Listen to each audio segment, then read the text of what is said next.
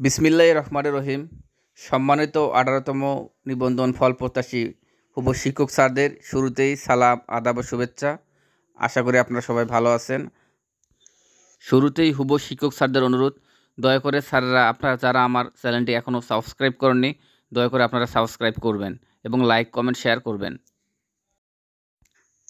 আমরা বিভিন্ন দৈনিক পত্রিকার বরাতে এবং এনটিআরসির কর্মকর্তাদের সূত্রে জানতে পারছিলাম যে অক্টোবরের প্রথমার্ধে আমাদের 18তম শিক্ষক নিবন্ধনের ফল প্রকাশ করার কথা ছিল।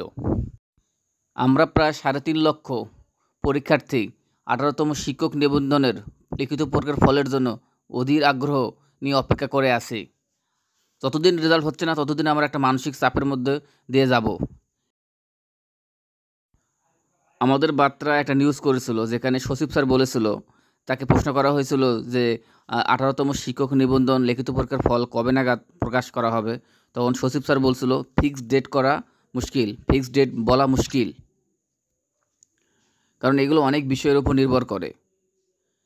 আমি এখন বিভিন্ন দৈনিক পত্রিকা, পাশাপাশি বিভিন্ন ফেসবুক গ্রুপ এবং বিভিন্ন সিনিয়র ভাই বা যারা অভিজ্ঞ ব্যক্তি আছে তাদের কাছ থেকে আমি 18তম শিক্ষক নিবন্ধন ফলাফল না হওয়ার কারণ সম্পর্কে জিজ্ঞাসা করলে তারা বেশ কিছু কারণের কথা উল্লেখ করেন। আমি সেই কারণগুলো, সেই সম্ভাব্য কারণগুলো এখন আপনাদের সামনে তুলে ধরতেছি। এই কারণে 18তম শিক্ষক নিবন্ধনের লিখিত পরীক্ষার ফল দিতে দেরি হচ্ছে। আপনারা জানেন, এনটিআরসির লিখিত পরীক্ষার খাতা সাধারণত 2 ধাপে দেখা হয়। প্রথম পরীক্ষক দেখে, তারপর দ্বিতীয় পরীক্ষক দেখে।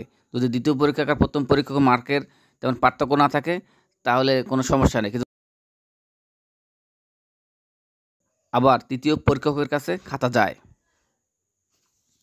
এখন আমরা জানতে পারলাম যে দ্বিতীয় পরীক্ষকেই এখনও খাতা জমা দেয়নি, এবং তবে অধিকাংশই দ্বিতীয় পরীক্ষক খাতা জমা দিয়েছে। এই সংখ্যাটা কিন্তু 75%-এর মতো আনুমানিক। আবার প্রথম পরীক্ষক এবং দ্বিতীয় পরীক্ষকের মধ্যে যে খাতাগুলো জমা পড়েছে সেগুলোতে মার্কেরও একটা পার্থক্য লক্ষ্য করা যাচ্ছে। আবার অক্টোবরের দ্বিতীয় সপ্তাহে 3 দিন কর্মদিবস। পরীক্ষকের মধ্যে যারা সনাতন ধর্মাবলম্বী রয়েছেন, পাশাপাশি যারা ডাটা এন্ট্রি দেবে বা ডাটা বিশ্লেষণ করবে বা অন্যান্য কাজের সাথে যারা জড়িত, তাদেরও তো একটা অধিকাংশ অংশ সনাতন ধর্মাবলম্বী।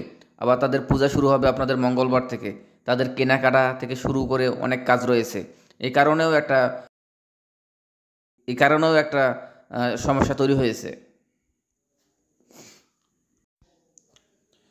আবার এনটিআরসি আরেকটা সিদ্ধান্ত নিতে পারতেছে না সে কতগুলো পাশ করাবে, কারণ বিগত নিবন্ধন পরীক্ষাগুলোতে যে পাশ করাচ্ছিল সে পাশ করা দিয়ে এনটিআরসি সারা বাংলাদেশে যে চরম শিক্ষক সংকট রয়েছে সেটা পূরণ করা যাচ্ছে না।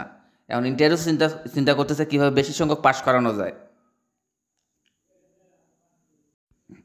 আবার শিক্ষা প্রতিষ্ঠানগুলো সামনে একটা বন্ধর দিকে যাচ্ছে, পাশাপাশি বছরের যদি শেষের দিকে এই সময় প্রতিষ্ঠান প্রধান যারা আছে তারাও কোনো প্রকার একটা প্রেশার তৈরি করতে পারতেছে না, যার কারণে এনটিআরসিও আর তেমন একটা চাপ নিচ্ছে না।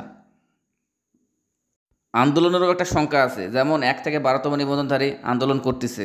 আবার 18তম নিবন্ধনের ফলাফল দেওয়ার পর দেখা গেল যে 26,000 পাশ করা হলো বা 30,000 পাশ করা হলো বা 40,000 পাশ করা হলো, তারও তো আবার আমরা পরীক্ষার্থী আছে 3.5 লক্ষ, বাকি অংশ যদি আমরা আন্দোলন করি, এই আন্দোলনের একটা সংখ্যাও কাজ করতেছে।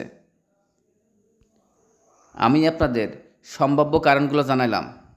আমার জানার মধ্যে ভুল হতে পারে, আপনারা ক্ষমা সুন্দর দৃষ্টিতে দেখবেন। আর হুবু সাদের প্রতি অনুরোধ, দয়া করে আপনারা আমার চ্যানেলটিকে যারা এখনও সাবস্ক্রাইব করেননি সাবস্ক্রাইব করবেন। মহান আল্লাহ তাআলা যেন 18তম শিক্ষক নিবন্ধন থেকে 1 লক্ষ বেকার ভাইকে শিক্ষক হিসেবে কবুল করুক। সবাই সুস্থ থাকবেন। আসসালামু আলাইকুম।